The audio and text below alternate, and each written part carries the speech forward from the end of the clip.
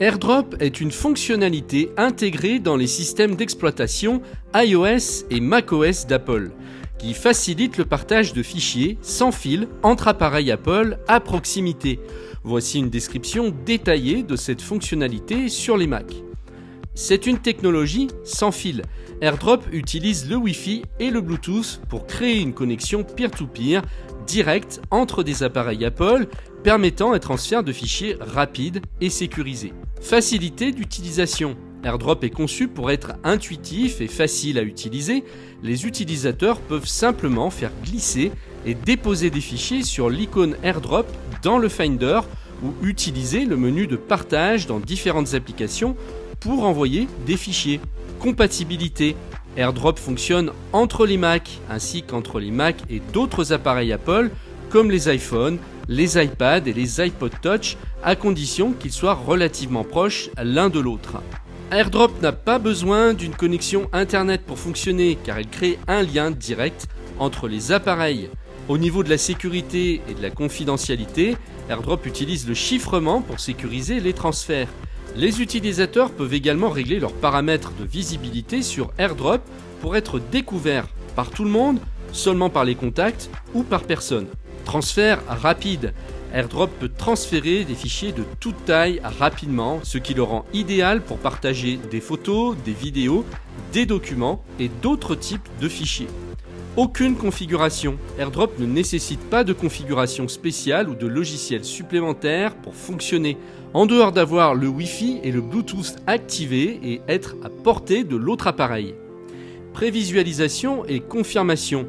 Lors de la réception d'un fichier via AirDrop, les utilisateurs reçoivent une prévisualisation et doivent confirmer avant que le transfert ne soit complété. Cette fonction est extrêmement utile pour les utilisateurs d'appareils Apple qui ont besoin de partager des fichiers rapidement et en toute sécurité sans recourir à des emails ou à des services de stockage en nuage. Et je vous propose tout de suite que nous regardions ensemble dans une démonstration comment utiliser AirDrop. Bonjour et bienvenue dans cette vidéo. On passe au cas pratique après cette présentation. On va faire un transfert de fichiers directement avec AirDrop. L'avantage, c'est que, comme vous l'avez compris, on va pouvoir envoyer des fichiers autour de nous sur n'importe quel appareil Apple sans avoir besoin de fil. Donc ça va remplacer en fait une clé USB qui aurait été utile pour transférer le fichier sur la clé USB et ensuite de la clé USB sur un autre appareil. Ici, on va s'en passer complètement. Pour ma démonstration, je vais le faire de Mac à Mac. Donc j'ai deux Macs qui sont dans la même pièce et ça va être facile donc de passer un fichier ou plusieurs fichiers même à la fois d'un Mac à l'autre. Donc là, je vais aller dans mon Finder et je vais sélectionner le fichier à envoyer à l'autre Mac. On va prendre celui-ci.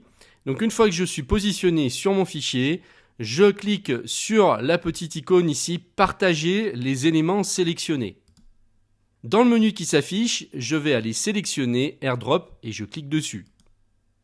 Il a détecté automatiquement mon Mac ici.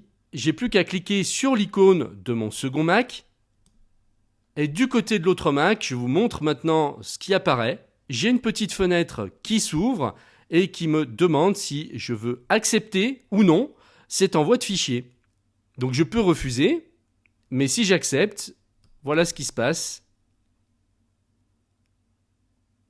Le fichier a été automatiquement envoyé dans mon dossier téléchargement. Et ça m'a pris 1 seconde. Alors s'il me l'a demandé, c'est tout simplement parce que je n'ai pas les mêmes comptes Apple et que c'est comme si en fait c'était des ordinateurs qui appartenaient à une personne différente. Donc si par exemple vous étiez chez moi, avec moi, et que vous aviez votre ordinateur à proximité, ça se serait passé exactement de la même manière. Si par contre vous utilisez deux Macs qui sont logués sur le même compte Apple, donc le même compte iCloud, il ne vous demandera pas d'autorisation, il l'enverra directement.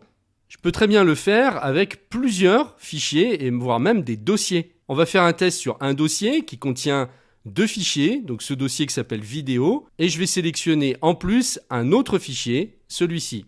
Je vais refaire la même chose. J'ai plus qu'à cliquer sur l'icône.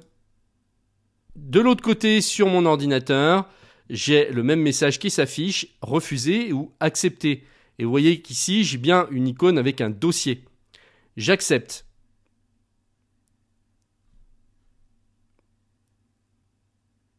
Et voilà, je me retrouve avec mon fichier autre service qui a été transféré et mon dossier vidéo avec mes 2 autres fichiers à l'intérieur.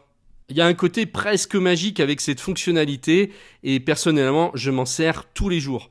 Maintenant, si vous désirez aller plus loin avec votre Mac, j'ai réalisé une formation complète qui vous explique tout, absolument tout, et vous avez également la possibilité d'adhérer à un abonnement premium qui va rentrer encore plus dans le détail.